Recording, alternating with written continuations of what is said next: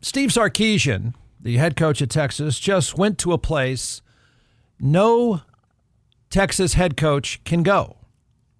He went to a place where no Texas head coach can go ever in any era. But no Texas head coach can go where he decided to go in an era that's about money and about pay for play. A few weeks ago, I posted a podcast segment about college coaches and their whining and how insufferable their whining is. I'm going there again because I can't let this go. No way. Steve Sarkisian is a guy that, seems to me at least, usually is very reasonable publicly. He seems relaxed publicly. He says more times than not, there's very few occasions you could say, well, that was a jackass thing to say. It doesn't come up with him much at all. So he says the right things most of the time publicly, if not all the time publicly.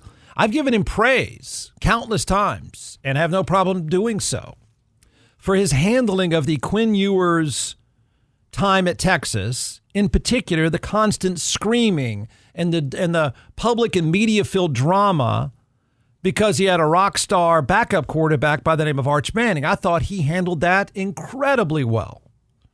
I thought he balanced that noise as well as you could. All of them did, to be honest. So I thought his public positions on those two guys was spot on. I thought it was well done. I thought it was respectful. I thought it was perfectly handled. Now, granted, we're now learning that Arch Manning could not have taken Quinn Ewers' job, but Steve Sarkisian and the players handled that noise, that media circus, extremely well. Even though Texas has underachieved this year, just to get this out of the way, I still think they beat Oklahoma and Dallas. See, Texas has underachieved. I think Oklahoma, my opinion so far, has overachieved.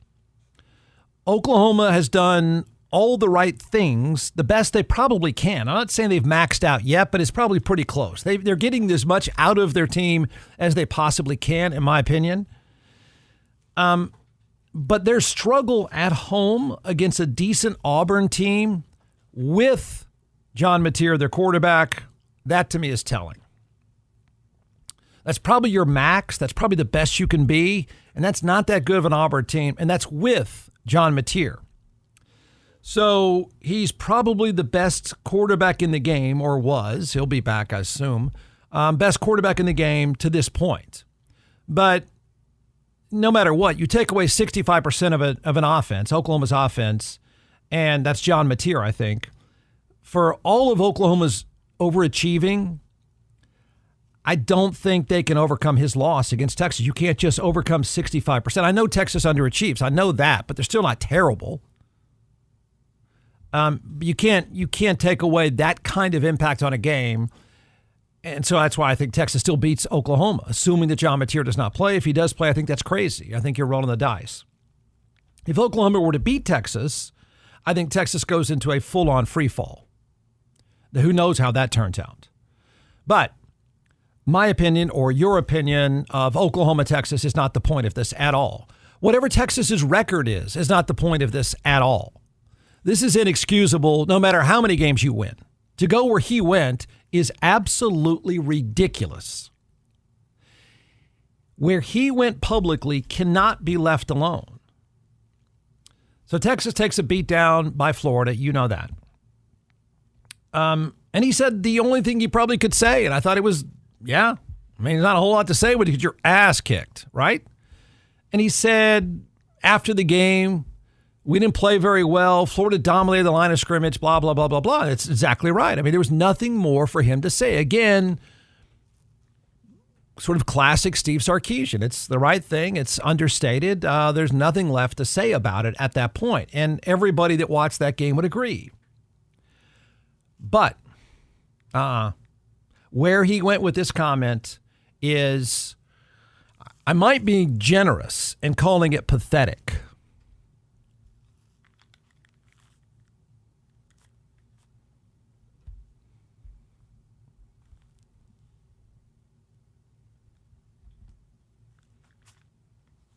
So many people, including myself, could be wrong.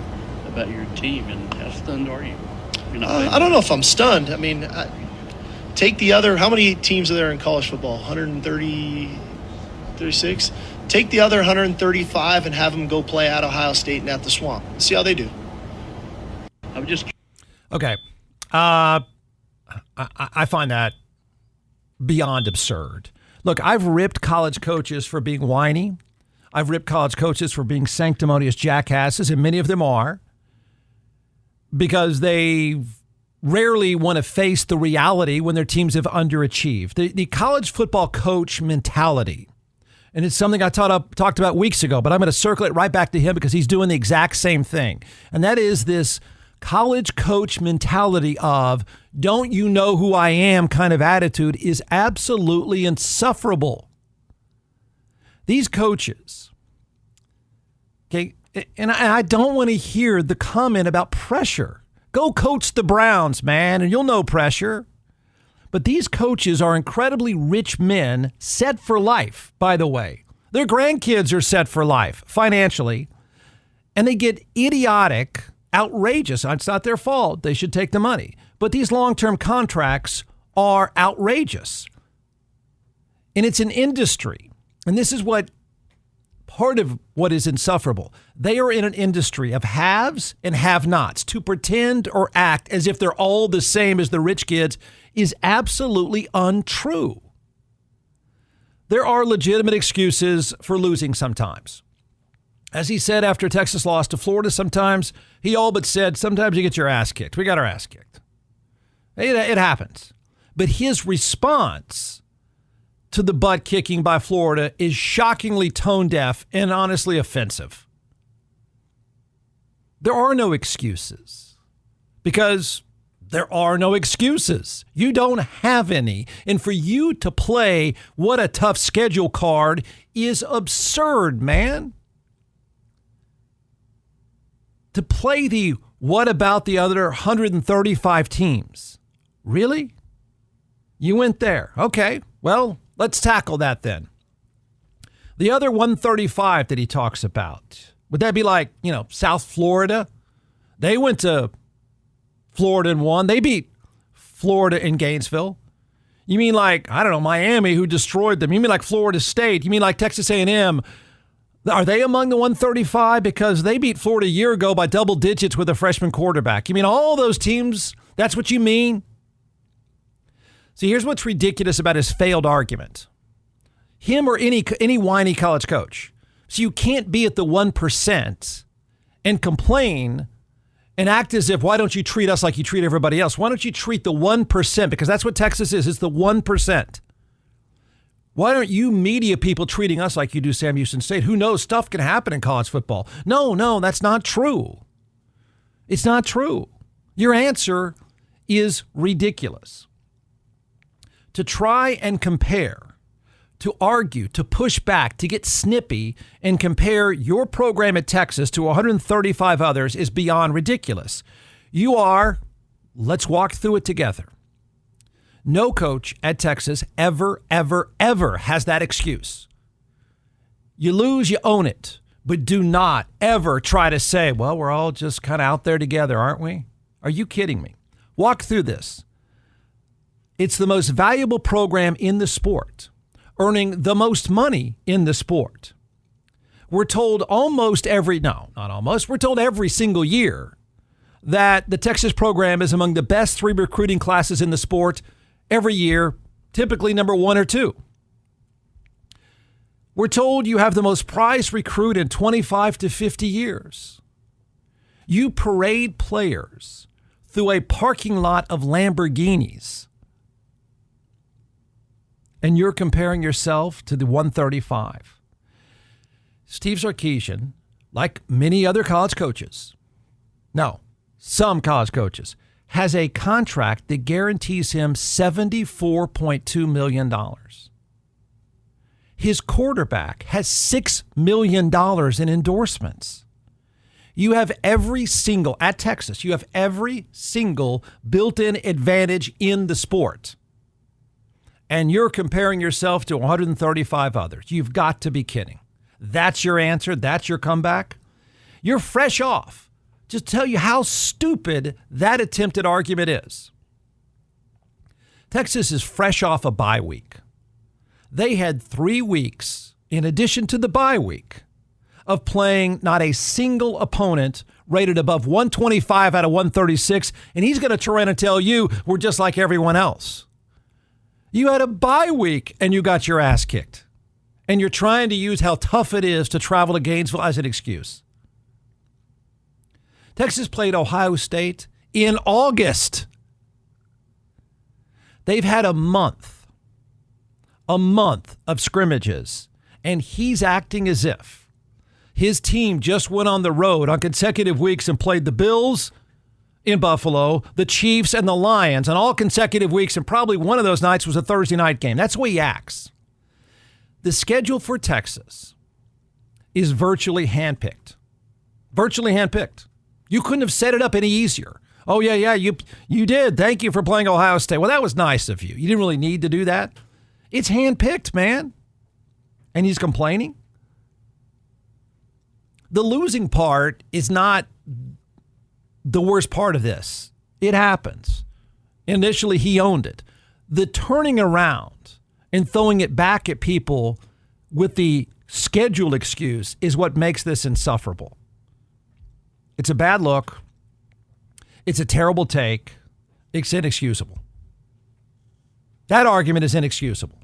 Losing is bad enough, and they didn't have a built-in excuse, but using your schedule as an excuse is ridiculous. Oklahoma, okay? Remember what I just said. Texas played Ohio State in August. They played 3 teams in a row, all at home, rated 125 or worse, and then had a bye week. Oklahoma has 6 ranked teams left on their schedule after playing Michigan and Auburn, and their star quarterback has a broken hand. Does anyone hear their head coach complaining about their schedule and how tough things are? The team that just kicked Texas's ass has played Miami, LSU, and still has to go to Kyle Field to play A&M, Georgia, Tennessee, Ole Miss, and Florida State. Is their embattled coach whining about who he's playing? Because you know what? If he did, he would be ripped publicly.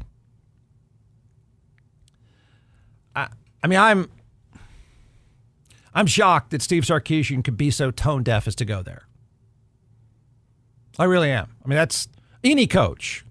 But you got to remember, in college football, in spite of what these ultra-rich men try to tell you, it's not a level playing field. It's not. But to try to use their schedule is incredible. You know what tough is? Tough is coaching the Browns. And you don't get a $75 million long-term agreement there. You know that? Tough is coaching the Cleveland Browns. Tough is coaching the Giants or the Jets, not the country club that is Texas.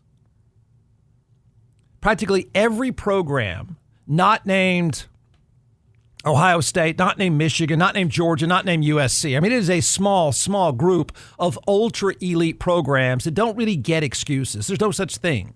Yes, you lose. It happens.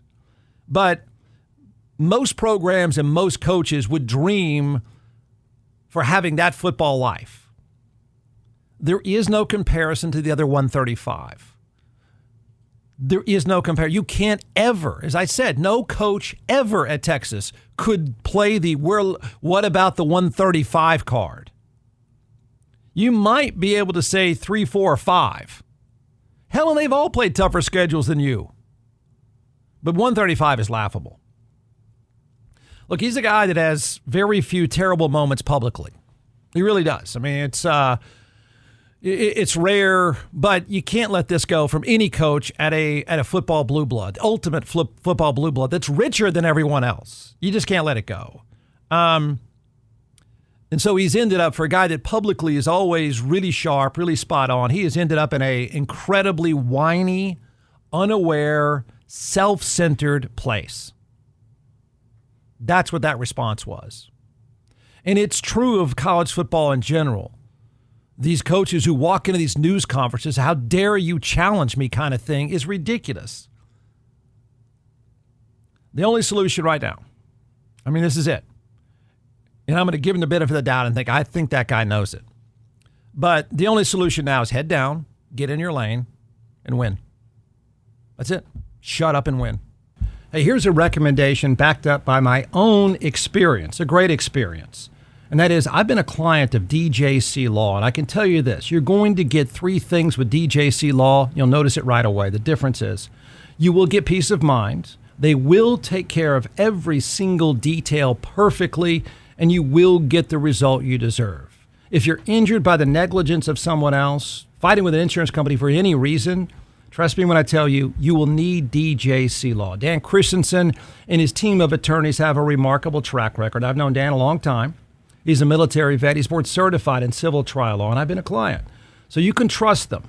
You will get the result you deserve. Check out teamjustice.com, and you'll see thousands of 5-star reviews. The bottom line is, if you're in an accident, you need DJC Law. Contact them right away.